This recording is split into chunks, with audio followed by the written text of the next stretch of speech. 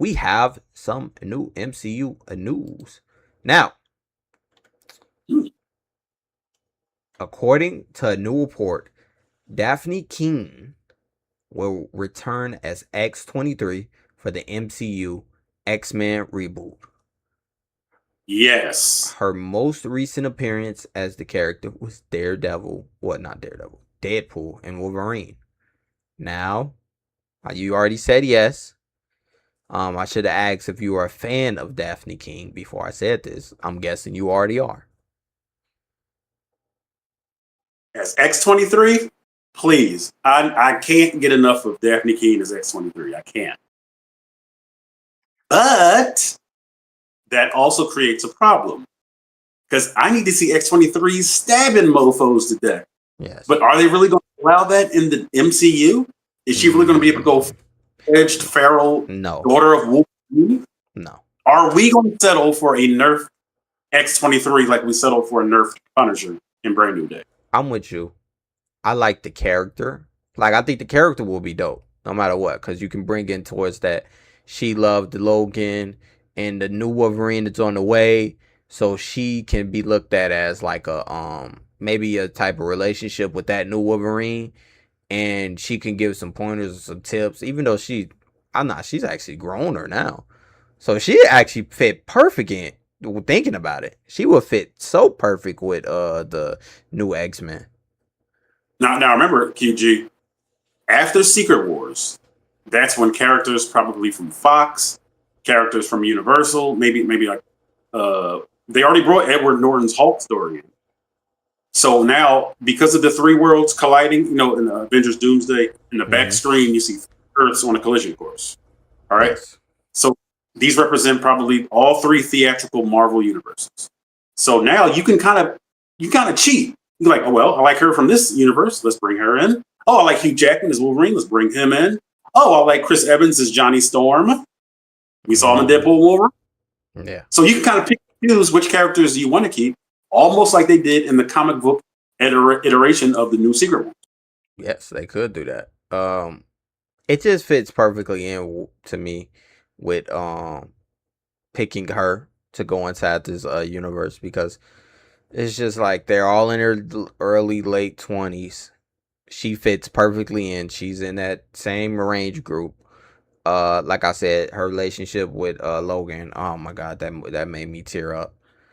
That was it was the car scene with her talking to her and her going off, and Logan, fucking Hugh Jackman, man. Man, he played a hell of a role in that. Logan, thinking about it's about to make me tear up. Man, that like, even for all what Fox did, for all the bullshit Fox put out, they cooked with that. They cooked with that shit. It was like all this Fox bullshit. It was some good in there, the two movies that we really, really like. But with that Logan ending it was just like they really did justice with this one. But with her character, I just want her. Like if they're not going to do it, all right, cool. But I just want to see her dynamic. And it's pretty hypocritical of me, because I'm saying no to Punisher, and they're straight hoeing this nigga. So I put out a video and it said he just turned his back on the Punisher fan. He said it out. He said that I have to turn my back on the core audience of Punisher. On the what? He said I have to turn my back on the audience, while saying I know people love the character Punisher. Right, but you know why he said that though? Because he just put out One Last Kill, where he's the real Punisher, murdering all people in the project building, and now he's playing Sunny Side Up Punisher in Spider-Man. Even though it made $1 billion, it sounds like John Bernthal is really committed to the role of the real, authentic Frank Castle. Yeah, he wants that. Frank, and I don't mean to make this about Frank, but I'm connecting it to this in a way. So I believe Frank really wants that. He really wants John Bernthal, because he's Punisher in my eyes. John Bernthal really wants Frank Castle to be that. And that's what he argued with the Brand New Day people and Disney and MCU, really, Kevin Feige, on bringing that Punisher to the MCU. But it just went so long and he just gave up. And he just said, you know what? I want it to be, and he leaned towards the side of, we did so much avenging. That's what he said. We did so much avenging for the Punisher's character that now I want to go into a side of Punisher that is more a making up and for those Avengers and all this type of stuff, and going on the Sunny D side of Punisher. Sunny D side of Punisher. But for this news of Dafne Keen, I'm with it. Thumbs up for me, John. Yep. Go ahead and take it away. Man, Dafne Keen, like, I never got tired of her slicing somebody's head off. And I guess that's a rough thing to say. But again, Logan is punctuated by the character focus on Logan and Dafne Keen. So it's almost like Logan isn't really the action-packed spectacle that you might expect. But when you see Professor X using his powers, when you see Dafne Keen using her power, her claws, and Logan using his claws, it means more when the acting is on point, when you're buying into the story. So I almost feel like that there's more that Dafne Keen can offer the character of Laura. X-23, her real name is Laura. Yeah. And I'm like this. I know you're trying to talk about doing a reboot for this and this, but you got a gold mine right here. You don't pass up on a proven commodity like Dafne Keen as Laura. You don't miss on opportunities like this. And you already got a character that's ready. She's only 21. That's crazy.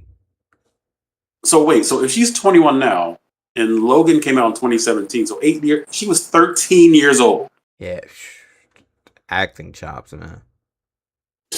And she had to play like she didn't, because she didn't speak the language.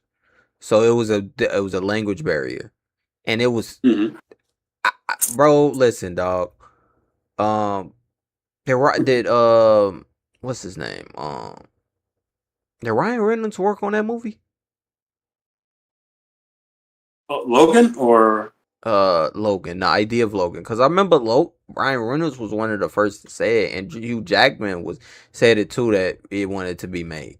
Because Deadpool was the first idea, obviously, because of rated R movie, and that was the first, like, okay, it could be done. And then that's when they went with because I think if Deadpool wasn't done, then we would have got no Logan. So shout out to Ryan Reynolds, my nigga. Like I like when Ryan Reynolds went out to the comic book, what's it called, the Comic Con that came out when they put the Doomsday trailer and shit up. And Ryan Reynolds went there in a Deadpool outfit and like took pictures with all the fans. A great Deadpool outfit. Yeah, great Deadpool, yeah. That Uncanny X-Force Deadpool. Uncanny X-Force. I really like the suit too. Yeah, I just like Ryan Reynolds, bro, and I like the reason why I brought that up because of Deadpool and Wolverine. To me, I don't know what your thoughts on the movie, John, was in total, but Deadpool and Wolverine to me was, because I never did a review and I just watched it, but a mini review right here. It was a good movie in total. Like, I enjoyed it, laughed with it, had some good jokes in there, and it wasn't jokes where it was just like when you're in the theater and the theater laughs at some jokes. Nah, bullshit. Nah, it was good jokes in there. It was like, all right, this is funny because you were Deadpool character and you're doing the Ryan Reynolds thing. Like, I remember a specific scene where Ryan Reynolds was it was Deadpool talking to Deadpool, and then he had his mask off, and he was like the real Ryan Reynolds, and he had the long hair, and then he said and then he said one of his movies and looked at the camera, tried to break illusion, and then Deadpool said, "What the fuck was that?" And then and then he said, "What you think? You think I do that shit? You think that's what the fuck I do?" So it was just some type of jokes in Deadpool and Wolverine, which I really loved. And it was his what I want to say, his brain is underused, dog. Inside the comic book realm, Ryan Reynolds' brain is underused, bro. Like, we need more of Ryan Reynolds to be in that MCU room, dog. Cause like, before people forget, before I keep saying Daredevil, before Deadpool and Wolverine, dog, this shit was ass. Like, no, Oh, had no hope. yeah, the MCU was kind of bad. Yeah. That it feel like that was like the you talk about brand new day, nigga. That was the brand new day. That was the big, okay, give me some life. And when that came out, that was like some life. Right, because that was the only MCU movie that came out that year. 2024, they had one movie, Deadpool and Wolverine. It made $1 billion. Yeah. And that got people more, and $1 billion, that's the key thing. And it was rated R. Yep. It's a $1 billion movie made rated R. Yep. But Daphne, yes, I'm all for that. Again, I don't know how you're going to incorporate her without nerfing her character, because I think that would be a disservice. But it can be done, because you can just have them fight Sentinels, that you can just tear robots up all day long. So she ain't really got to kill people. Yeah, just tear robots up. I'm cool with that. But in total, good news for me, good news for John, and put it in the comment section below. What do you think of this news?